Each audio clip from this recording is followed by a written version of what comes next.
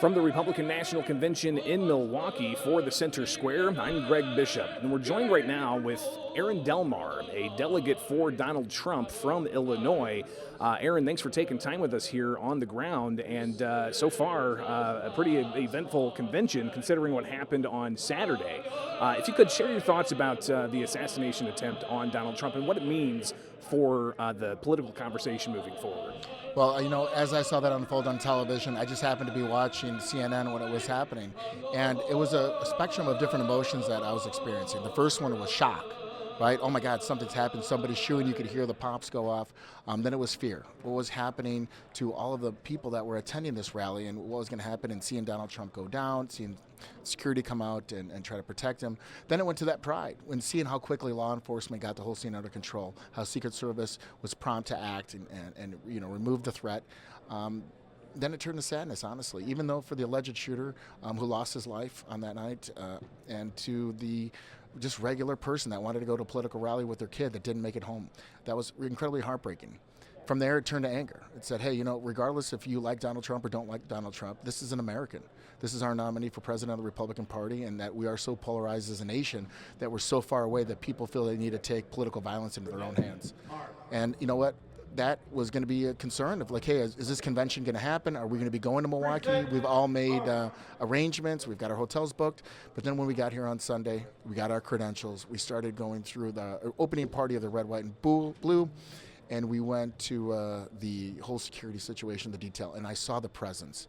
I was a delegate in 2016, so I knew what I was really to expect. We've had 3 or 4 times the amount of personnel on the ground here. We have the drones, we have the helicopters, and as soon as we got through that security, and we hit that red carpet and saw all 50 flags, I went and found the Illinois flag. We took a picture with our delegation, and then the party started with Trace Atkins.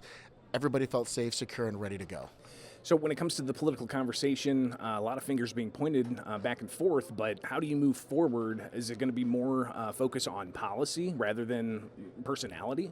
I think that's really where the concentration should be. I think people should be looking at both of the candidates, comparing and contrasting each of their agendas, their vision for the next 4 years, and what have they done during their 4 years of term, because this is one of the unique times where we have 2 presidents that had 4-year terms, and was life better under one versus the other? There's a lot of material to work with and go through, and it should be based on policy, not personalities, and who we think can lead the United States for the next 4 years. Now we've got today on Tuesday, the focus is public safety. Right. Talk a bit about where you see the failure of the Biden administration in keeping the United States safe, but also how that translates on the streets in Illinois. Well, from a 2-part process of that, the first part is obviously going to be immigration. Right? If we don't have strong border control, we don't know what's coming across our borders. I'm not just talking about human beings that are seeking asylum or undocumented immigrants. We can't control our borders. We don't know what products or what items are coming through. So that's the number one concern. Could be drugs, could be guns, paraphernalia, human beings, as far as human trafficking. That's something we need to get under control. But more specifically, what's going on in Chicago? During 4th of July weekend, we had 100 people got shot. Right? On that weekend, 100 people got shot. That's just not a place where we're creating an environment that's safe for people to live. And those policies that Joe Biden has had for 4 years are resonating in Chicago. Brandon Johnson and all of the Democratic leadership or failed leadership that's in the Chicago area has all endorsed the former or soon-to-be former president if we have our way. And those policies you have real actions and you have real examples of how they're failing the American people, specifically in Chicago. Last night, the leader of the Teamsters Union spoke at a political convention and endorsed Donald Trump. Talk about the significance of that when it comes to on-the-ground politicking in a state like Illinois, which is dominated by Democrats, but also very union-heavy. That was one of the things I was so excited to see. That was all the speakers. There's amazing speakers, but that's one I really wanted to pay close attention to, because like he said yesterday, this is the first time in history that we've ever had the president of the Teamsters address the National Republican Convention. And I think that's important, because I think that is showing that a lot of Democrats are deserting the party from the labor side, right? Organized labor is not what it used to be. I think that a lot more Republicans are softening up to it because they know that middle class depends on that labor.